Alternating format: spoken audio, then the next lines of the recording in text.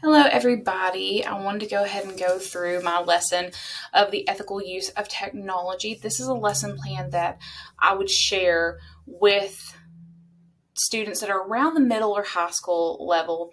And I picked the ethical use of technology because I think that is one of the biggest things that we need to teach our students is not only how to find things that are correct to use and how to use things ethically, but as well as explaining to them what are the ethical implications of using technology inappropriately. And so these are my Common Core alignment. I'm not really going to read too many of them out, but mainly the ideas of the Common Core alignment are just to integrate information in diverse media, showing them media of different displays, as well as helping them gather different sections of media and multiple sources. Now, the objectives of this lesson are students should be able to utilize online resources ethically. We're going to have students understand what it means to be ethical because we can say that we want them to use things ethically, but if they don't know what the word ethical means, it means nothing. Students will learn that some websites do offer illegal items and try to explain to them what that means. Students will be able to identify and categorize online resources into quality resources and resources that are not of quality. And students should be able to assess resources and integrate the information while avoiding plagiarism, which I think is a huge thing that while we are in the age of technology, we have to teach our students. And students will be able to evaluate information presented in diverse media formats, including visually. So the materials that you'll need for this lesson plan is a laptop to view the video, slides, a media log worksheet, the broken iPad or iPod from Madonna's Instagram feed, and the internet. So what I would want you to do to open is 1 week prior to students coming in for this lesson, you will give them a media log. Now, this media log is something that's super easy. They don't have to have a ton of entries, so honestly, they could quick write this really fast if they forget, which some of your students will. But what we want them to do is look at what are they accessing on the internet, where are they accessing it from, so what website, and how much did that cost them. The majority of things are going to be free. The only time you're going to see a whole lot of things being spent with money are going to be like online gaming and things like that where your students have bought this. Now, this is a free item. You can actually click these links and it will take you there. Now, for the opening, I want you to have each student pull this log out and I want you to open up the discussion with the guiding questions that I've placed on the next slide. So the kind of questions that you want to open up this lesson with are, what kind of media did you use this week? We want them to see how there are different types of media, such as this is an audio media, this is visual, this is gaming. Where are those sections at?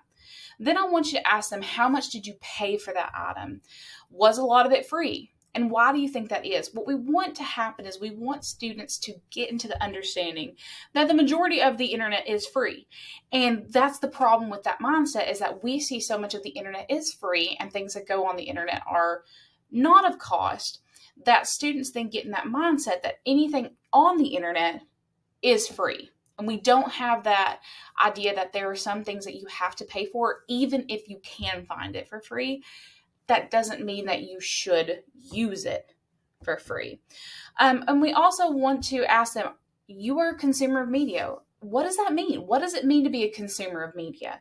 And what we want them to understand is that they are a customer, that media has been made and ads and campaigns and things on the internet have been made for them. It is made to draw them in. It is made for them to desire to use that media, because if people aren't using it, what's the point of having it? Nobody's making money. Everything runs on money, even though it's free. And we want them to understand that. Now, during the modeling part, now this is your actual lesson part, you're going to have a couple different things. One, we're going to be working through a lot of discussion questions. This is a very discussion-heavy thing because it's very introspective. We want students to look into themselves and understand what's going on and see what their ideas are. We want them to look at themselves critically and take the new information and kind of review things with that. We're also going to review through some lesson slides, which also do include some discussion questions as well, and link the videos that you should see, which brings us into showing the videos and completing a KWL chart, which is, what do I know, what do I want to know, and what have I learned? So some discussion questions that you're going to begin with are, students will be asked some of the following questions as you begin our lesson on fair use, copyright, and being an ethical digital citizen. Number one is the biggest. Why should you care about illegal sharing? Students will share music, share textbooks, share anything super quickly. And the reason that this happens is because they genuinely feel like they should be able to utilize media however they want to. They don't understand that they don't have to pay for everything. They don't understand why they should pay for everything. And so it isn't fair to share a whole creative work. It isn't fair for you to do that, but we need them to figure that out. We want them to understand, like, what do you think someone talking about something you made and acting like ownership and giving it away? How would you feel if you made something, you worked hard on it, and someone else gave that or got that from you? What would happen if everyone took whatever they wanted and put it online for everyone else? Like, why would we ever make anything? We want students to look at this and understand that there's a reason why things cost money, and we can't just take what we want. That's not how this works.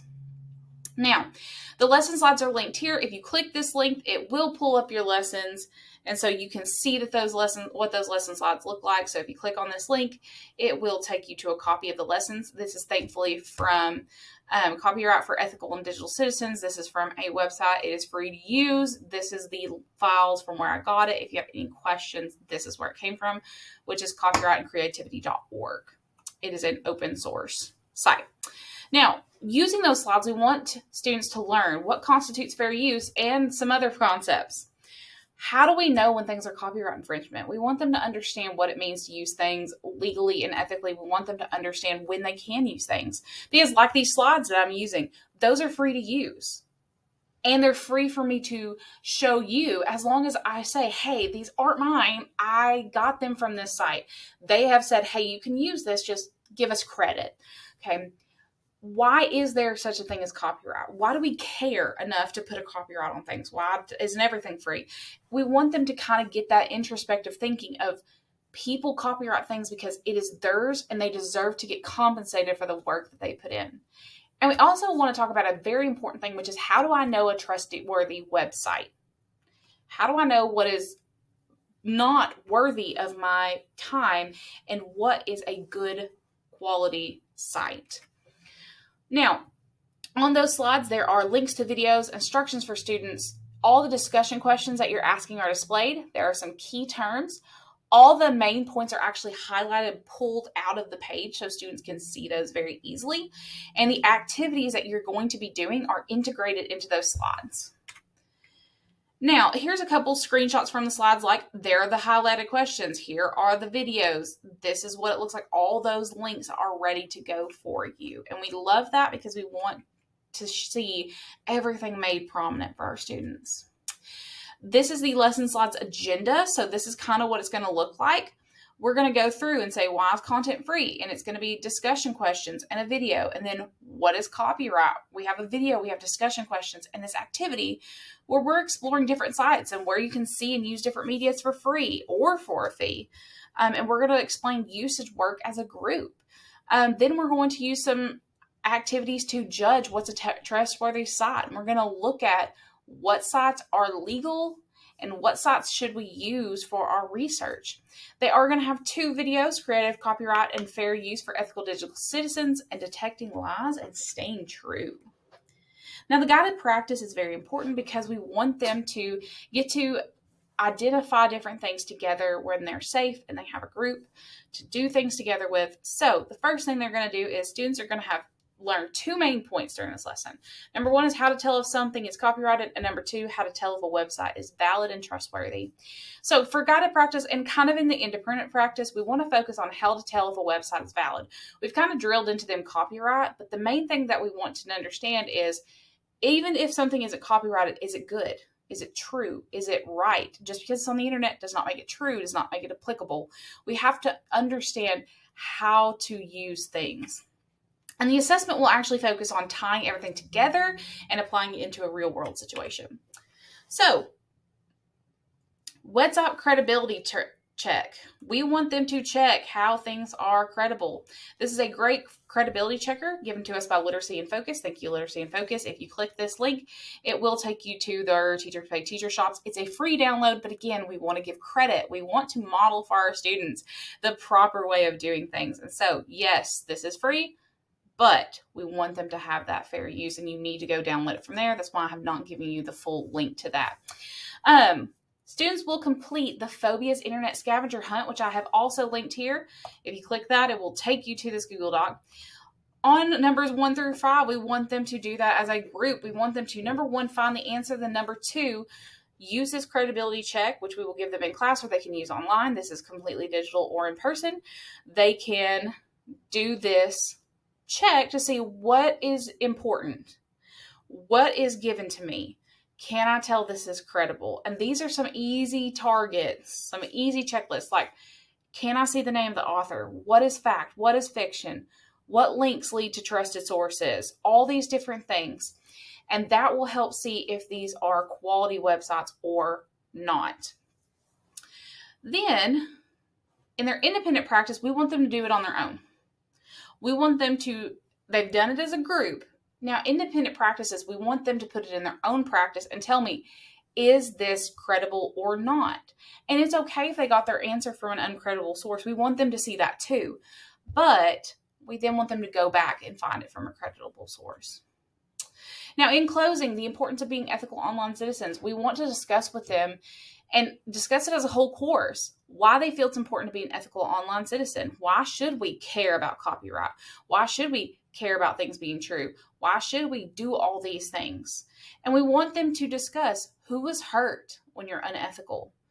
What is defined as unethical? Who makes the definition? And we want them to realize that everyone's going to have a different definition, but there are some basic guidelines that the law and that we as people adhere to.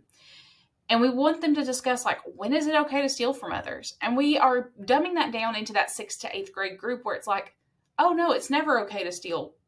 But I want them to see that they do it all the time. Normally. There are some students who don't, but generally.